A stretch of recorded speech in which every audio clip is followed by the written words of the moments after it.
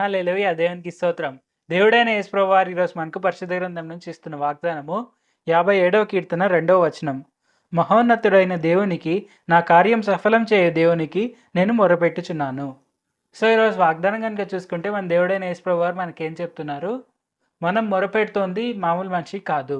So, అది మనం గుర్తుపెట్టుకోవాలి. అంటే ఇక్కడ ఏమని రాస్తున్నారు? నేను ప్రార్థించేది నా మొర్ర వినే నా దేవునికి అని ఇక్కడ క్లియర్‌గా చెప్తున్నారు. అంటే ఇక్కడ నా మొర్ర వినే దేవునికి నేను ప్రార్థిస్తున్నాను అంటే, నేనేం ప్రార్థించినా అది ఖచ్చితంగా నెరవేరుతుంది అని కీర్తనకారుడు క్లియర్‌గా చెప్తున్నారు.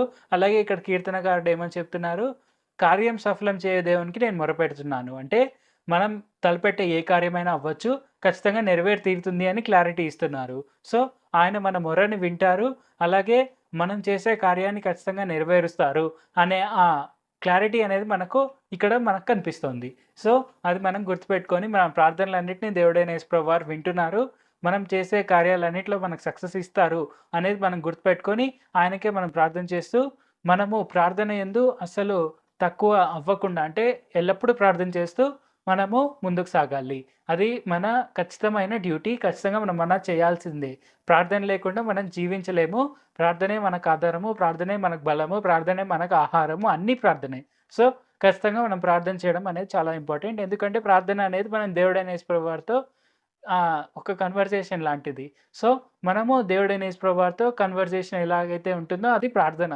సో, ఖచ్చితంగా మనం ప్రార్థన చేయాలి. అంటే ఆయనతో మనం ప్రతిరోజు మాట్లాడాలి. సో, ఖచ్చితంగా అలా చేద్దాం. ప్రార్థన చేసుకుందాం.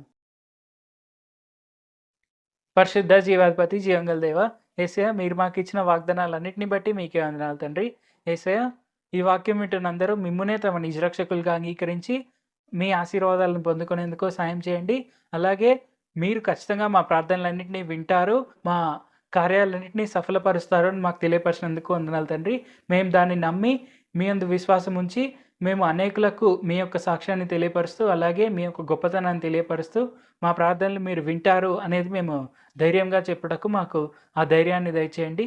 నజరేయుడైన యేసు నామములో ప్రార్థిస్తున్నాను తండ్రి. ఆమేన్. Thank you Jesus. దేవుడు మిమ్మును ఆశీర్వదించును గాక.